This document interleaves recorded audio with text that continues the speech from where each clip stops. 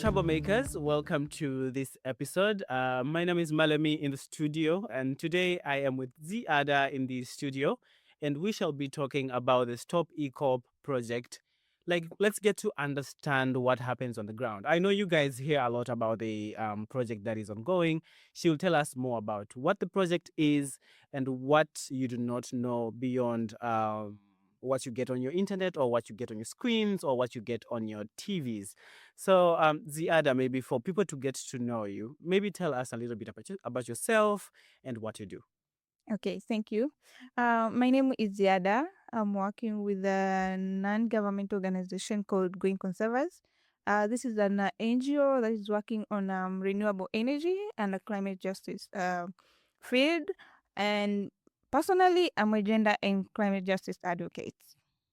So, for just for the sake of people who do not understand, because our podcast is listened by a lot of people in the world. What is EACOP project? The ECO project, this is a ECOP is a short form of the East African Crude Oil Pipeline, which is the longest project in East Africa, the upcoming longest project of the oil in East Africa, and it is from Uganda, Hoima, to Tanzania, Tanga, Chongoleani, and it is suggested, it is going to be like a biggest oil project that will also connect the East African country like Congo, Rwanda. It's going to be the investors are now thinking about expanding the project. And speaking in Tanzania, it has been crossed on the 8 region of Tanzania from Bukoba, Shinyanga, Tanga, Manyara, Mwanza. There is 8 region from that. So this one has caused a lot of impact for the community, and now activists who is speaking about the phasing out fossil fuel and stop using the fossil fuel, investors must stop investing on the fuel projects in East Africa now has becoming a biggest agenda for us activists. Thank you so much for that explanation, Ziada. When you say that this project has caused impact in different kind of communities, as you have referred, Kwamba, it has passed across 8 regions in Tanzania. Can you share with us like a glimpse of these impacts so that people who are actually not in Tanzania can also understand why are activists fighting against this project?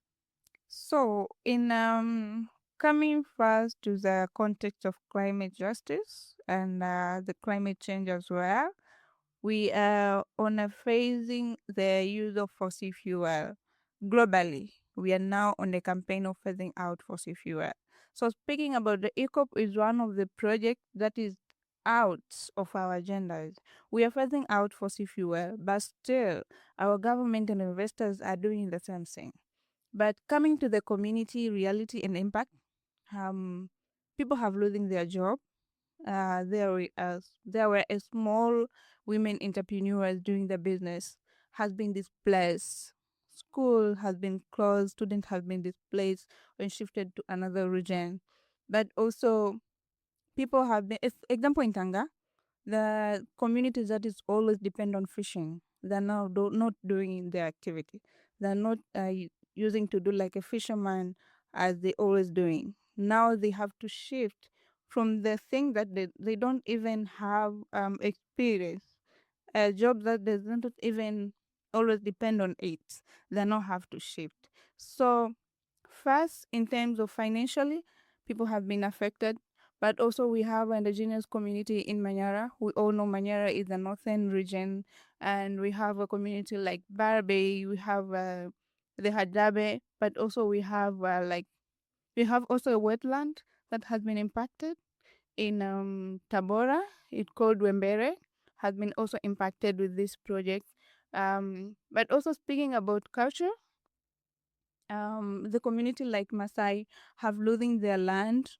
They're always doing pastoralists, and also some of them they're doing like agriculture harvesting. So they don't now having a place to depend.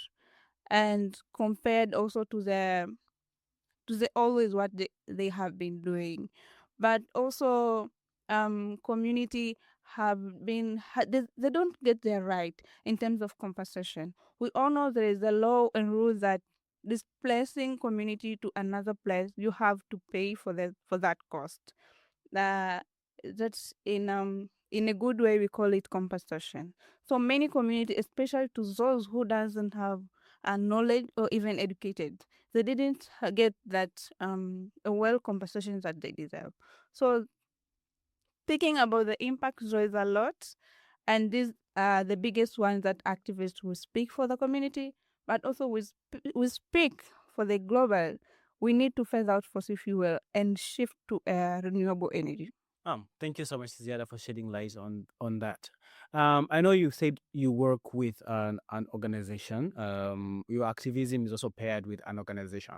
Now, if you don't mind, are you able to bring it to a personal level? Like, at what point did you see EACOP must stop on an individual level? How does that touch you from a personal point of view? Personally, from the beginning, because my activist didn't start like I'm not an activist. There is a reason that where I came an activist. So professional, I'm medical. I studied medicine. So where I start my activism, I was doing the field work on when you study medicine, you met with a patient, a lot of stuff, there's a lot of impact from the community. And my university, my college was interior, so we met a lot of local community, and we live with them. So there was the day I met with a children who was suffering with the malnutrition. So he was so like he was so severe, and seeing that child surviving for his life, um with the source of humans, like I can say the human source, like drought. The region was a semi-desert area. We all know Dodoma in Tanzania is a semi-desert region. So they now don't have like a food to feed the family, and his mother, she was not getting like a food to feed, like a nutritional food to feed that children, and that child died because of malnutrition. So I came to realize there is a point. All scholars, university students, there's no need for us to go after school, after university, to go and stay in an office treating patients, treating wards. There is a need for us to come out and speak about the challenge that people they face. That is where my passion come. So coming to the EACOP, I saw the people who were facing a lot of challenges, especially the women, because I'm a gender activist also. So the women who were suffering because of displacement. We also in Tanga have these women. There's also a tradition of men as the head of the family and they control all things. So women didn't get a space for a decision of this project. So they suffer. Even when the compensation came, men decide. And others men marry others' wife, add the others' wife and home and rooms just because of this project. So they get large money. And one of the things maybe I can add, before the project has been came, community didn't get a space to be educated, because by now, um, the community or the father of the house always earn like $2 in a day. Uh, they don't have experience of maybe having thousand, hundred of dollars in a hand, so they can misuse the money. They don't have that knowledge on how they can use the money. So many families have enter in a mental issues, especially women, because when the compensation come, husband have a lot of money, they go and misuse, marry other wife. Then after money finish, they come into a conflict. So this is what pushes me, and there is a need to stop these large scale projects without plan, without strategies, and yeah. So, in the communities that you have talked about, like the Tanga people, Yeah. is there any form of resistance that they are showing towards the project, or is it only the activists who are actually resisting against the project? Yeah, there's a resistance, there is a resistance, And I can say this might be a successful story between our troubles, and we managed to empower women who are now doing like a livelihood restoration. There were a woman who always depend on making mat, bucket in traditional ways.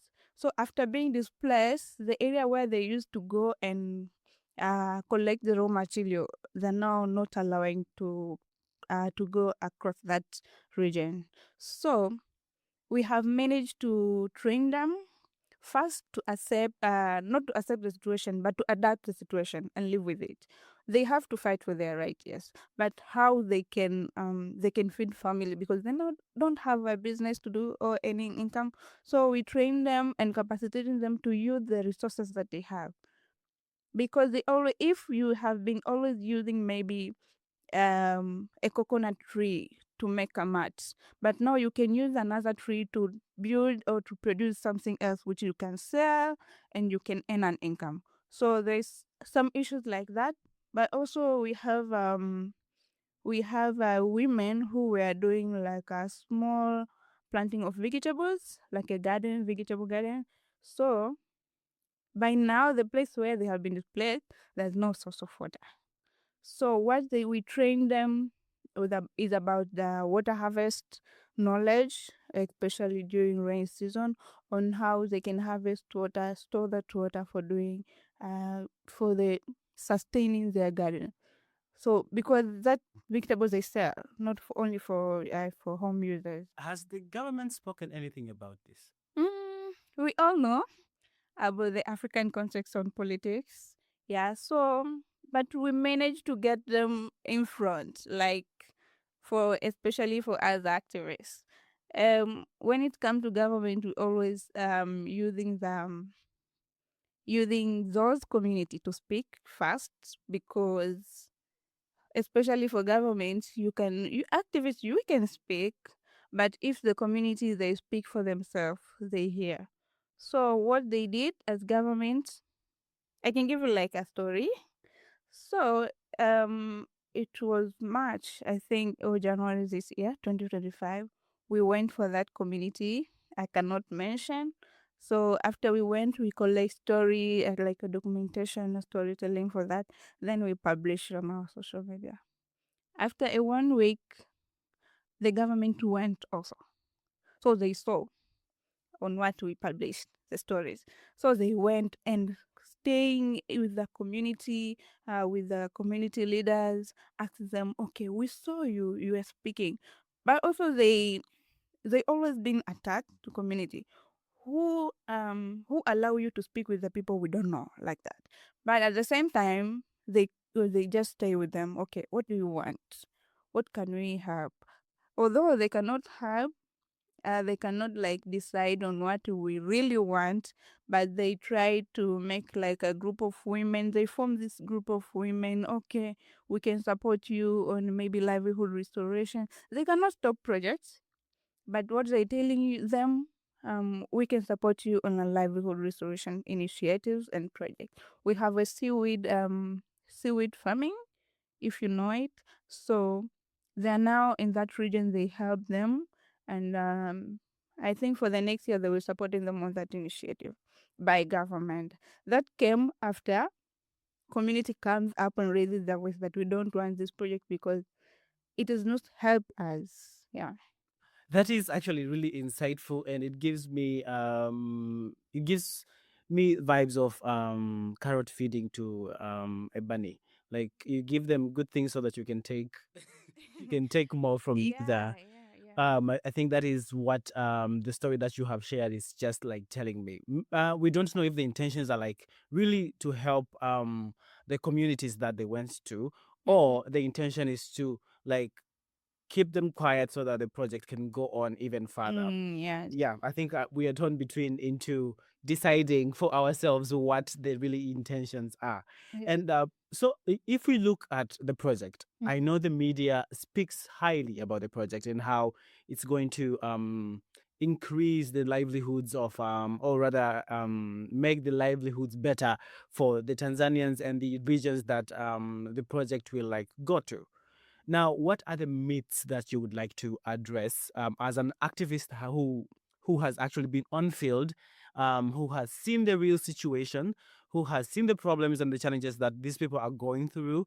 But are there false indicators that the media portrays towards the communities or towards the general mass of Tanzanians or East Africans in general that you would like to address? Mm, I can speak this in reality. Coming to the medias, I can say this: every media has different opinion and views, and I can say in a Tanzanian context, not all medias. This is the truth. Not all medias will address the sensitive issue in our communities that are going on. But for us and my organization and also activists, what we are doing on this project, we always gotten support from external medias, not internal. Speaking on internal, they will just capture the story, like what I told you, livelihood restoration on the project. Or they can say displacement, and there's a community that has been government has built for them houses. That is the truth, but only media will quote it. But the sensitive content, they will not show up for the community. I don't know why, because I can't speak about that. But speaking on reality, I can say media, they are not they are not doing, or they are not showing up what is going on in the ground. The women, girl child that has been affected, and they are going through a lot on this project. There are also a grave that has been shifted. So imagine the issue of grave. Your loved one graves shifted because of the project. That is something that is not good. But also a place where you used to live, a place where you use, I can say in the context of large scale project also, um we have there's a project in Morogoro. A girl, she's now a woman. So the land that fathers left them, her father died. The land that father left for them was about 100 acres, but government took 100 acres of that land. Imagine at this economic level, especially for Tanzania, for the people from local community cannot afford to buy 90 acres. That is not truth. So that is the thing they hope for the generation, not only for today, for the generation, for her child, for her grandchild, will save them for their life. But now you took those land, it's not good at all. Even if you can displace them, are you sure the place you displace them, they are going to buy 100 acres? That's they can even afford 1 acre or a half of acre, but not that. And where this money are going, they go for another thing. So losing land, I can say land is our life. Land is everything. So we cannot speak about compensation, speaking about money, speaking about agriculture. But if someone having land, they can just enjoy. Oh, I have land. I have a place to go. That is my own land. So taking land from a community is taking their life. Yeah. So speaking about media, the first thing that they're not showing up, they really, really what is going on in the ground. Thank you so much, Ziada, for that insight. From your point of view, because we have heard what activists are doing on the ground. Now, what can the normal East Africans do to contribute to this movement? What we need is number. I'm an activist, so I know the importance of when I say number. We need the number of human rights defenders. We need the more number of activists. We need the more number of stakeholders. We need more number of investors who are believe in renewable energy sector so that we can push this agenda. Because if we manage to push the government, come to the community and listen to the community, even for a little, they can't decide what we want. But even for that little one, means they hear our voice. So we need more numbers so that they can hear more about what we want and we can shift from the investment, not only in EACOP, but the all projects that are coming in East Africa, the all projects that the global investors are coming to invest in East Africa. We need the more number of human rights defenders, lawyers, activists, so that we can push this agenda together and fight for the justice of our communities. And from your point of view, Ziada, what does the success of this movement look like to you? The success is the project has been expected to end like 3 years before, but now the project is still on.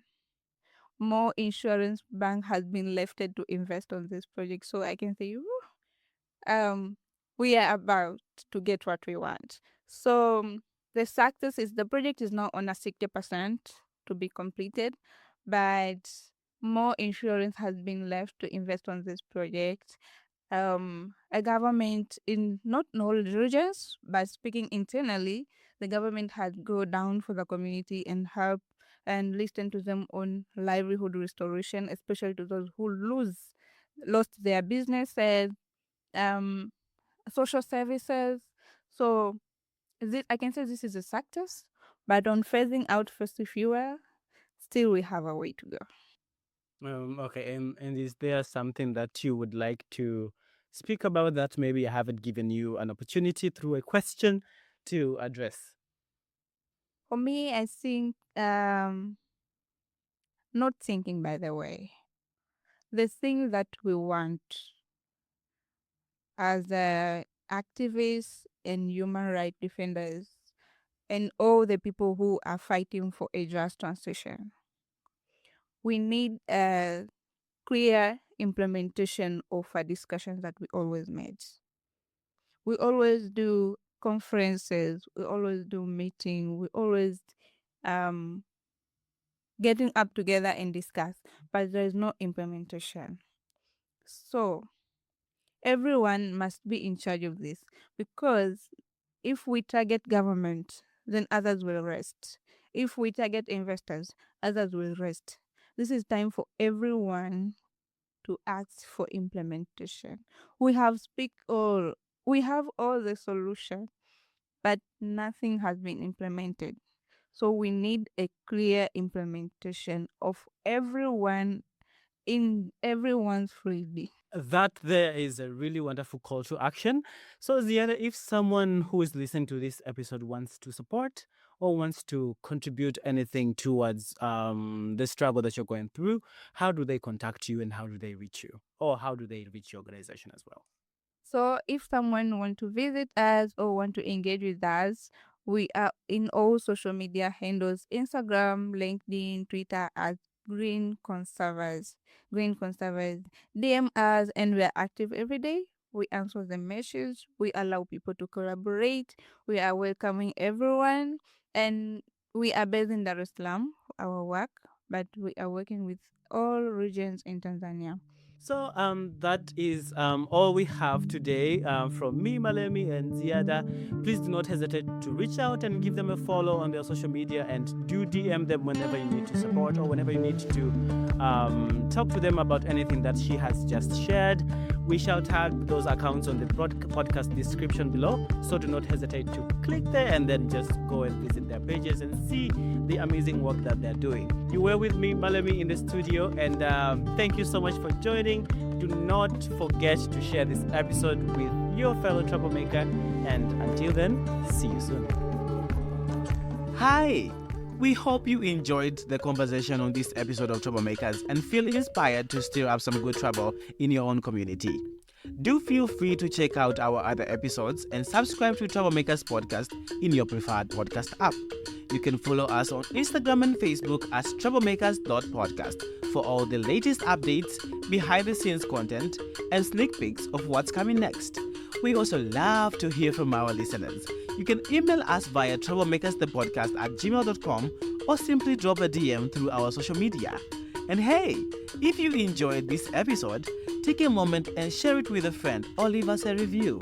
It really helps us grow our community of troublemakers. Keep shaking things up.